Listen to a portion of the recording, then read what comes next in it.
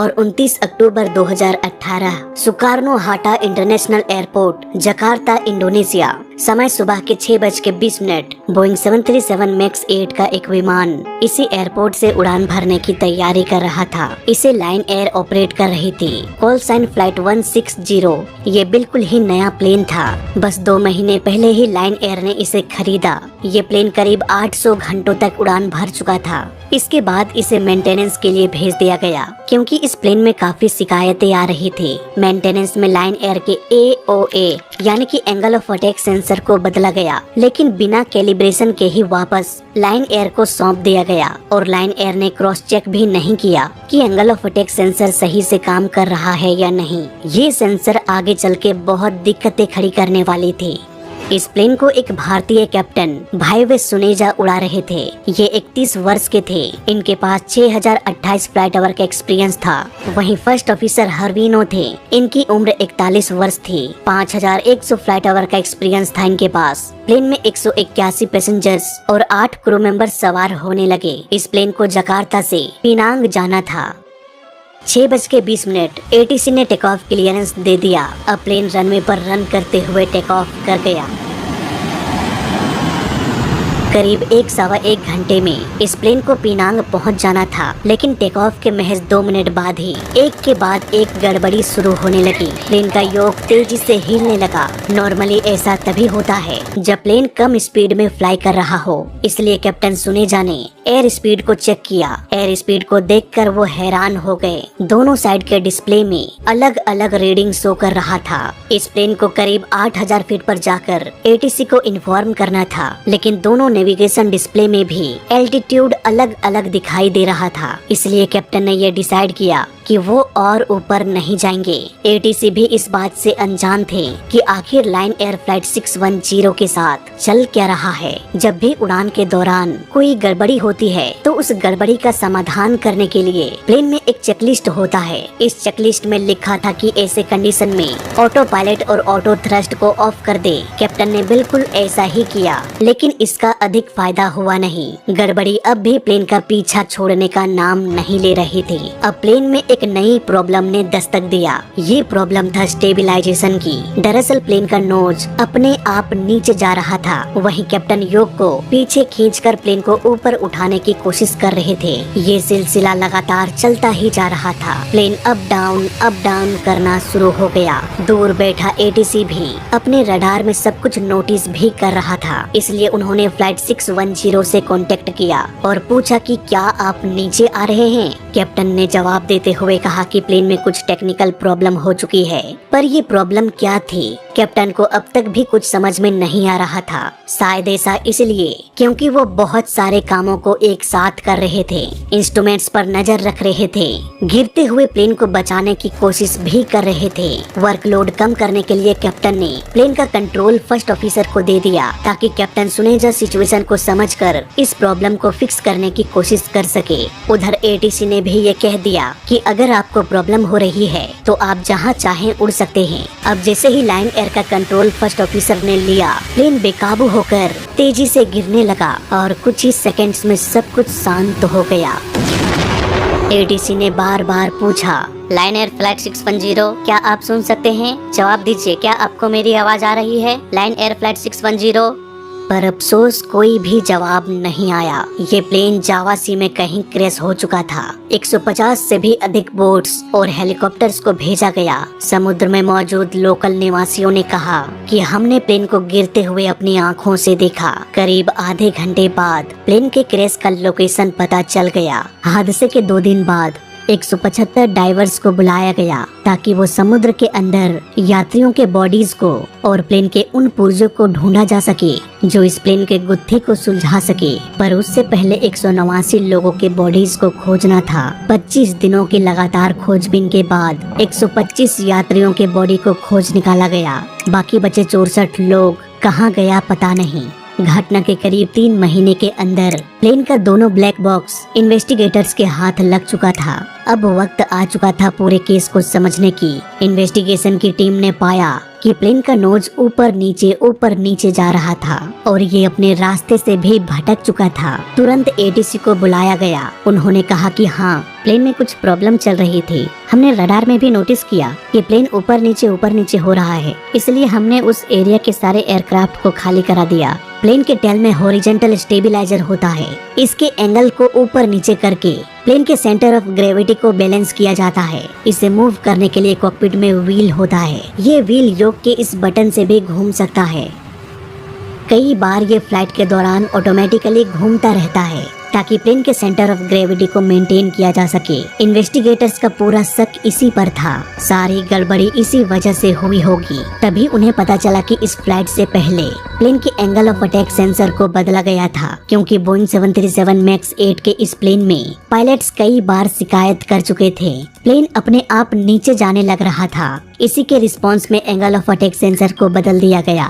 ये sensor air speed के साथ साथ एल्टीट्यूड की भी जानकारी देता है। यही वजह है कि लाइन एयर फ्लाइट 610 में रॉन्ग एयर स्पीड के साथ साथ रॉन्ग एल्टीट्यूड भी शो कर रहा था। लेकिन ये इतनी बड़ी प्रॉब्लम नहीं थी कि प्लेन क्रैश हो जाए। ये तो वही बात हो गई कि आपका बाइक 40 की स्पीड में चल रहा है, लेकिन बाइक का स्पीडोमीटर खराब होने की वजह से कभी वो 50 तो कभी 55 शो कर रहा है। तो क्या इसका मतलब ये है कि बाइक एक्सीडेंट कर जाएगा? वेल, बिल्कुल नहीं। इसी तरह फ्लाइट 610 का क्रैश होना ऑलमोस्ट इम्पॉसिबल था। यहाँ पर कैप्टन सुनेजा ने ऑटो पायलट और ऑटो थ्रोटल को ऑफ कर दिया ताकि ऑटो पायलट गलत जानकारी के साथ प्लेन को ना उड़ा सके। लेकिन इसके बावजूद भी प्लेन ऑटोमेटिकली ही ऊपर नीचे हो रहा था। करीब 26 बार ये नीचे झुका और हर बार कैप्टन ने वापस से योक को खींचकर प्लेन को गिरने से रोक रहे थे। अब ये बात इन्वेस्टिगेटर्स के समझ से परे था कि कैसे ऑटो पायलट बंद होने के बावजूद भी वो प्लेन को गिराने की कोशिश कर रहा है। ये तो वही बात हो गई कि मरने के बाद भी कोई इंसान अपने पैरों से चलते हुए आगे की ओर बढ़ रहा है। जाहिर सी बात है ऐसा होना नामुमकिन है, लेकिन फिर भी इन्वेस्टिगेटर्स के सामने हो रहा था। अब इन्वेस्टिगेशन की टीम ने मेंटेनेंस में भी छानबीन किया। यहाँ पर उन्हें पता चला कि एंगल ऑफ अटैक सेंसर को बदला तो गया, पर उसे कैलिब्रेट किया गया या नहीं, इसका कोई रिपोर्ट नहीं मिला। कैलिब्रेशन प्रोसेस के बाद ही कोई भी सेंसर सही से काम करना शुरू कर देता है। फ्लाइट रडार के अनुसार प्लेन में अलग अलग एल्टीट्यूड और एयर स्पीड शो कर रहा था। यहाँ पर प्लेन में 2 सेंसर लगा होता है ताकि अगर एक खराब हो जाए तो दूसरा सही जानकारी दे सके। वहीं ऑटो पायलट ये देखता है कि एक सेंसर अलग रीडिंग दे रहा है और दूसरा अलग, तो ऑटो पायलट वहीं खुद को रोक लेता है, क्योंकि उसे नहीं पता कि वो किस सेंसर पर भरोसा करे, कौन सा सेंसर सही जानकारी दे रहा है और कौन सा सेंसर गलत। इसलिए वो खुद को रोककर पायलट को सारा कंट्रोल हैंड ओवर कर देता है ताकि पायलट अपने सूझबूझ से सिचुएशन को समझकर सही डिसीजन ले सके। और इस तरह से प्लेन का ऑटोमेटिक सिस्टम कभी भी प्लेन को नीचे नहीं गिराएगा, भले ही उसको गलत जानकारी क्यों न मिल रहा हो। इन्वेस्टिगेटर्स का हर नतीजा यही बता रहा था कि किसी भी कंडीशन में प्लेन को क्रैश नहीं होना चाहिए था। इस वक्त बोइंग 737 मैक्स 8 मॉडल के सैकड़ों प्लेन हवा में उड़ान भर रहा था। क्या उनमें भी ऐसी कोई प्रॉब्लम हो सकती है? इस बात का पता लगाने के लिए कई सारे पायलटों से पूछताछ किया गया जो सेम मॉडल का प्लेन उड़ाते थे। यहाँ पर उन्हें एक चौंकाने वाली जानकारी मिली। इसी मॉडल का एक प्लेन फ्लाइट 43 में भी कुछ ऐसा ही हुआ। फ्लाइट 43 के पायलट ने कहा कि नेविगेशन डिस्प्ले गलत जानकारी दे रहा था। बहुत सारे अलार्म बजने लगा और प्लेन नीचे की ओर गिरने लगा। इवन हमने ऑटो पायलट को भी ऑफ कर दिया था। कुल 34 बार प्लेन का ऑटोमेटिक सिस्टम फ्लाइट 43 को गिराने की कोशिश किया। हमने तो एटीसी को पेन कॉल भी किया, लेकिन ये प्रॉब्लम सिर्फ एक बटन को प्रेस करने से सॉल्व हो गई। मैंने ट्रिम स्विच को ऑफ कर दिया जो प्लेन के सेंटर ऑफ ग्रेविटी को बैलेंस करता है। इसके बाद मुझे कोई भी प्रॉब्लम नहीं आई। मैंने फ्लाइट को भी जारी रखा। पर क्या ये ट्रिम स्विच इतना आक्रामक हो सकता है कि पायलट्स के कमांड के खिलाफ जाकर प्लेन को इस तरह से गिरा दे? ये बात इन्वेस्टिगेटर्स के समझ से परे था। इसलिए उन्होंने बोइंग के इंजीनियर्स को बुलाया जिसने इस प्लेन को बनाया था। 2 दिनों के अंदर ही इंजीनियर्स के टीम हाजिर हो गए। उन्होंने सब कुछ समझने के बाद कहा कि हो सकता है ये एमकेएस की वजह से हुआ। सारे इन्वेस्टिगेटर्स ने हैरानी से पूछा, एमकेएस वो क्या होता है?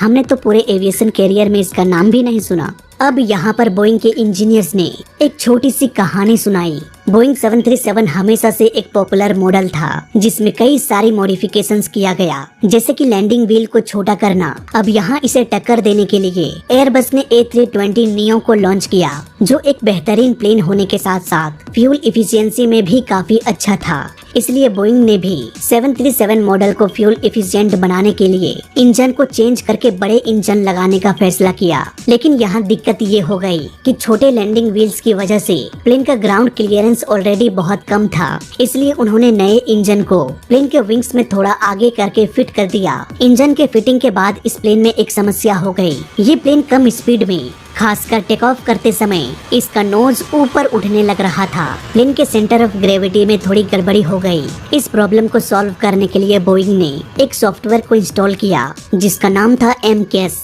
इस सॉफ्टवेयर का काम था कि अगर प्लेन का नोज अधिक ऊपर जा रहा है तो ये उसे नीचे ले आएगा। इसके लिए वो स्टेबिलाईजर का यूज करेगा, लेकिन इसमें बहुत सारी खामी थी। प्लेन का कोई भी सिस्टम जो प्लेन को कंट्रोल करने के लिए बना होता है उसे हमेशा 2 सेंसर से कनेक्ट किया जाता है, ताकि अगर एक फेल हो जाए तो दूसरे के मदद से प्लेन को कंट्रोल किया जा सके। अगर दोनों में गड़बड़ी हो जाए तो खुद को शट डाउन कर ले। लेकिन बोइंग के MCAS सिस्टम को सिर्फ एक एंगल ऑफ अटैक सेंसर से कनेक्ट किया गया था और ये एविएशन के रूल के खिलाफ है। MCAS नाम की कोई तकनीक बोइंग 737 मैक्स 8 में मौजूद है। इसके बारे में किसी भी पायलट को पता नहीं था। उन्हें ये भी नहीं पता था कि अगर ये एक्टिवेट हो जाता है तो इसे कैसे बंद किया जाए। इसके अलावा चेकलिस्ट में भी MCAS के बारे में कोई भी जानकारी नहीं लिखी गई थी। जब बोइंग से इस बारे में पूछताछ किया गया तो उन्होंने कहा कि इसे पायलट के द्वारा कंट्रोल नहीं किया जा सकता था, इसीलिए पायलट्स को इसके बारे में जानकारी नहीं दिया गया।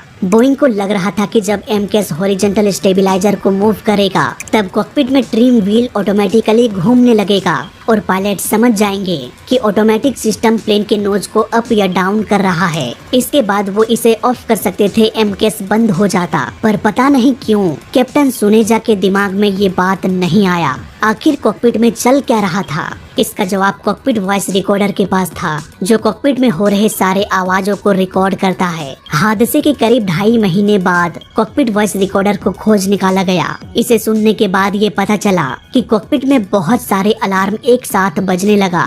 एयर स्पीड और एल्टीट्यूड गलत जानकारी दे रहा था। मास्टर कॉशन अलार्म लगातार बजता ही जा रहा था। प्लेन लगातार अप डाउन होने लगा। कैप्टन सुनेजा का पूरा ध्यान प्लेन को कंट्रोल करने में लगा हुआ था। वो इस बात से परेशान थे कि आखिर नेविगेशन डिस्प्ले गलत जानकारी क्यों दे रहा है और प्लेन क्यों ऑटोमेटिकली नीचे जा रहा है। इतने सारे टेंशन के माहौल में कैप्टन का ध्यान ट्रिम व्हील पर नहीं गया। हालांकि उन्होंने ऑटो पायलट को ऑफ और फ्लैप को 0 पर सेट कर दिया, फिर भी उन्हें प्रॉब्लम समझ में नहीं आया।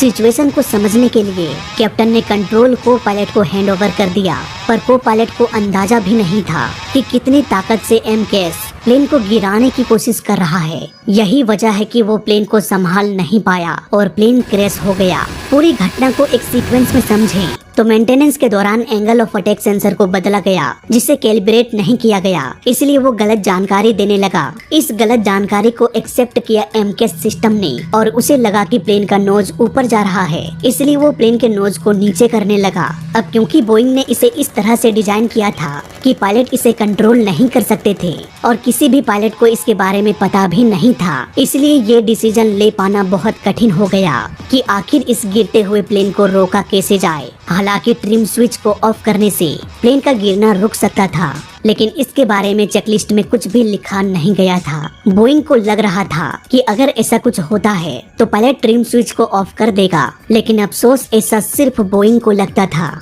इस इन्वेस्टिगेशन में कुछ अहम बातों को रिवील किया गया। कैप्टन ने ट्रिम स्विच को ऑफ नहीं किया। बोइंग ने MCAS के बारे में किसी को भी नहीं बताया। इसके बारे में कोई भी ट्रेनिंग नहीं दी गई। चेकलिस्ट में भी इसका नाम नहीं था। को पायलट को मैनुअली प्लेन को उड़ाने में दिक्कत हो रही थी। उन्हें ट्रेनिंग के दौरान भी मैनुअली प्लेन को उड़ाने में काफी दिक्कत हो रही थी। जाहिर सी बात है, मैनुअल फ्लाइट उड़ाने का एक्सपीरियंस उनके पास बहुत कम था। वो ठीक से ट्रेंड नहीं थे। बोइंग 737 मैक्स 8 के सैकड़ों विमान अब भी आसमान में उड़ रहा था। इन्वेस्टिगेटर्स को डर था कि कहीं दूसरे प्लेन का हश्र भी इस प्लेन के जैसे ना हो जाए। इन्वेस्टिगेटर्स का ये शक हकीकत में बदल गया। घटना के करीब करीब 4 महीने बाद जब इथोपियन एयरलाइन फ्लाइट 302 ठीक उसी तरीके से क्रैश हो गया जैसे लाइन एयर फ्लाइट 610 हुआ। इथोपियन एयरलाइन भी बोइंग 737 मैक्स मॉडल का ही प्लेन था। इस हादसे में 157 लोग मारे गए। हादसे का कारण एमकेएस। अब यहाँ से बोइंग की बर्बादी का सफर शुरू हो गया। 5 महीने के अंदर ही लगातार 2 प्लेन क्रैश हो गया। सभी के सभी लोग मारे गए। पूरी दुनिया में ये चर्चा का विषय बन गया कि बोइंग कितना लापरवाह हो चुका है। इथोपियन एयरलाइन फ्लाइट 302 का केस स्टडी हम अगले एपिसोड में करेंगे। फिलहाल इस वीडियो में अभी तक के लिए बस इतना ही। वीडियो अच्छा लगा तो लाइक कर देना, बुरा लगा तो डिसलाइक कर देना और दोनों ही केस में इस चैनल को सब्सक्राइब कर देना क्योंकि इस चैनल में सीखने के लिए बहुत कुछ है। तो मैं मिलता हूँ आपसे अगले वीडियो में। तब तक के लिए देखते रहिए और सीखते रहिए। जय हिंद, वंदे मातरम।